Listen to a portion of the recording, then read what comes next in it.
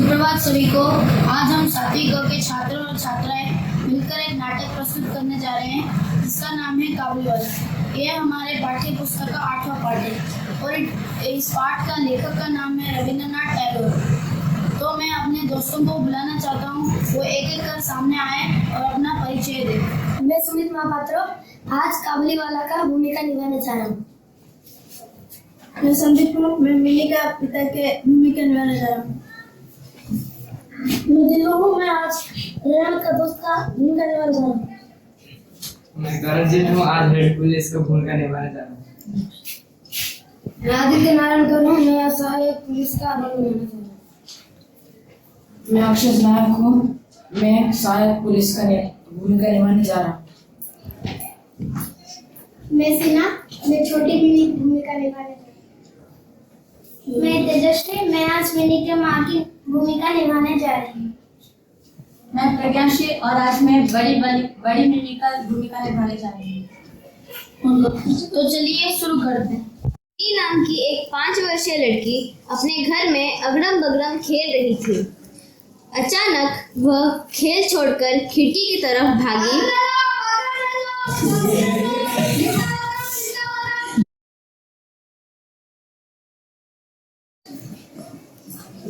और जोर जोर से पुकारने लगी, काबुलीवाला, ओ काबुलीवाला। इस समय मिनी के पिता उपन्यास लिख रहे थे। मेरी बेटी कितनी चंचल और बातूनी है। इसके ये हरकतें देख के मुझे अजरस तो नहीं हुई पर परेशानी जरूर महसूस हुई। जैसे ही काबुलीवाला मिनी के घर की ओर चलने लगा, मिनी घर के अंदर भाग गई। मिनी को लगता था कि काबुलीवाले के झोले में चुराए गए बच्चे थे। इधर काबुलीवाला मुस्कुराते हुए आया और मिनी के पिता को सलाम किया। सलाम। तभी मिनी के पिता को लगा कि आदमी को घर पर बुलाकर कुछ ना खरीदना अच्छा नहीं लगता, इसीलिए उसने कुछ बादाम खरीदे। बादाम दे।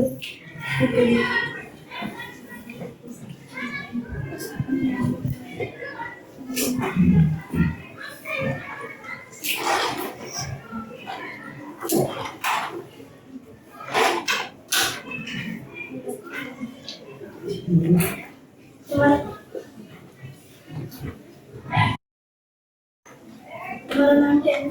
मेरा नाम रहमत है। इससे पता चला कि उसका नाम रहमत था। बाबू, तुम्हारी बेटी कहाँ है? नहीं, थोड़ा बाहर आओ तो जरा।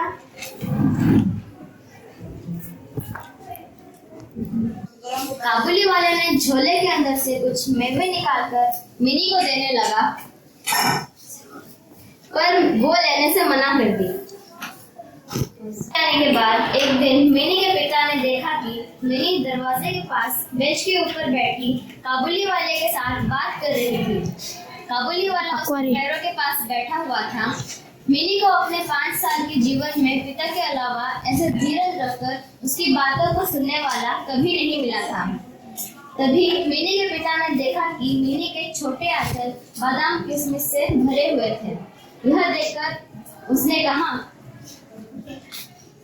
ये सब फिर कभी मत देना। ठीक है बाबू। मिनी के पिता ने जेब से अठन्नी निकालकर काबुलीवाले को दिए। मिनी के पिता ने घर लौटकर देखा कि घर में मिनी की माँ उसको कुछ पूछ रही थी। तुझे ये अठन्नी कहाँ से मिली? काबुलीवाले ने दी। मैंने नहीं मांगा था, वो खुद दे दी। मिनी के पिता ने मिनी की माँ को समझाया और फिर मिनी को बाहर लेकर चला गया। पता चला कि इस दौरान काबुलीवाले ने मिनी को पिस्ता बादाम देकर उसके नन्हे दिल का विश्वास पा लिया था। वे आपस में दोस्त बन गए थे। काबुलीवाला रहमत को देखते ही मिनी हंसते हुए पूछी, तुम्हारे झोले में क्या है? हाथी। इस बात से दोनों खूब हंसते। रहमत मिनी से कहता, मिनी, क्या तुम ससुराल नहीं जाओगे? मिनी उलटकर पूछी, तुम ससुराल जाओगे? रहमत ससुर के लिए खूब मोटा गुस्सा थामकर कहता, मैं ससुर को मारूंगा। इस बात से दोनों खूब हंसते। लेकिन मिनी की माँ बहुत सही स्वभाव की महिला थी। काबुली वाले पर उन्हें भरोसा नहीं था। उन्होंने मिनी के पिता से बार बार इस पर खास तौर से नजर रखने के लिए प्रार्थना की। वह कहती, क्या किसी के बच्चे चोरी नहीं करते? एक लंबे चौड़े काबुली के लिए छोटे से बच्चे को चुरा ले जाना क्या नामुमकिन है?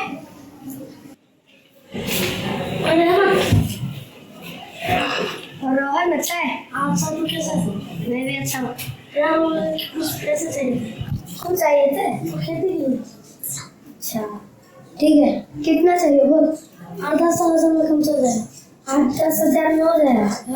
ठीक है, दे तो दूंगा, लेकिन कितने दिन मिलता है? 2-3 दिन में चल।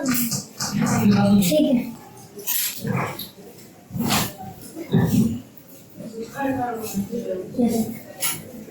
हर वर्ष माघ के महीने के बीचों बीच रहमत अपने देश चला जाता। इस नसारा उधार रुपए वसूल करने में जुटा रहता। रोहन, हाँ तुमसे अच्छा वो मेरे 8-10 रुपए लिए थे साल से तुमने जो 3 महीने पहले। कौन सा पैसे? अरे याद करो जो खेती के लिए लिए थे वो। हाँ ले जाए।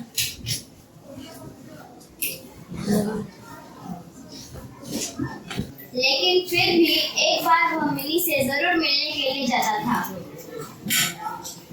एक दिन सवेरे सड़क पर बड़े जोर का हल्ला सुनाई पड़ा। सड़क पर 2 पहरे वाले रहमत को बांधे लिए आ रहे हैं। उसके पीछे तमाश के लाखों की टोली चली आ रही है। रहमत के शरीर और कपड़ों पर खून का दाग था। एक पहरे वाले के हाथ में खून से सना चूरा था। तभी मिनी के पिता पहरे वालों को रोककर पूछते हैं, पता चला कि एक पड़ोसी ने रामपुरी चादर के लिए रहमत से कुछ रुपए उधार लिए थे। उसने झूठ बोलकर रुपए उधार लिए थे तथा रुपए लौटाने से इनकार कर दिया। इसलिए रहमत ने गुस्से में आकर उसको छुरा भून दिया।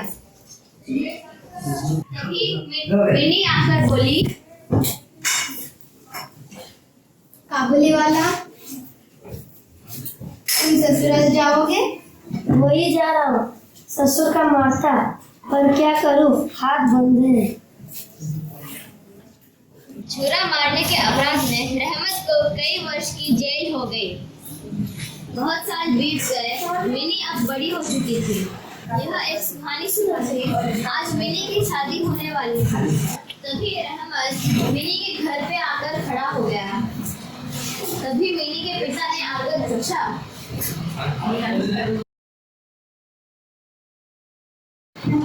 क्या चाहिए? फिर रहमत ने उसको सलाम करने लगा। फिर उसकी मुस्कान देखकर पहचान लिया। ये रहमत कब सदा? कल शाम को नीचे। आज घर में एक काम है, मुझे बहुत से काम करना है, तुम आ जाओ। मैं थोड़ा मिनी से नहीं मिल सकता। वो आज किसी से मिल नहीं सकती। ठीक।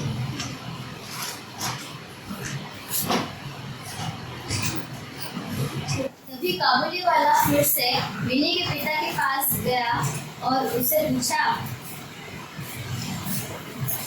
पिस्ता बादाम का डब्बा तुम को ले आया था।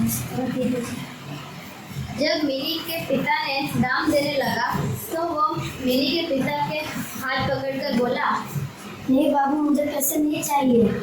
जैसे आपकी एक बेटी है, मेरी भी वैसे एक बेटी है। मुझे आपकी बेटी को खुश करने के लिए कुछ दाम नहीं चाहिए। ये आप मिनी को दे देना। तभी काबुली वाले ने अपने कुत्ते से वहीं सीने के पास से मैले कागज का टुकड़ा निकालकर बहुत सावधानी से मिनी के पिता की तरफ खोलकर टेबल पर बिछा दिया। कागज पर किसी नन्हे हाथ की छाप थी।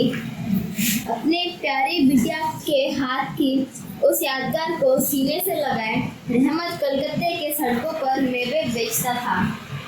यह देखकर मिनी के पिता की आंखें छलछला आई। तभी मिनी के पिता ने मिनी को भीतर से बुलाया। मैं थोड़ा बाहर आ तो जरा।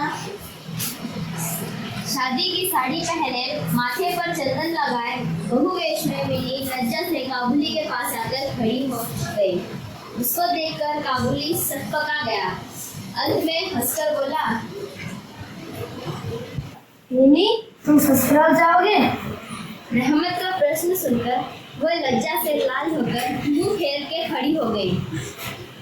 मिनी के चले जाने पर गहरी सांस लेकर रहमत जमीन पर बैठ गया।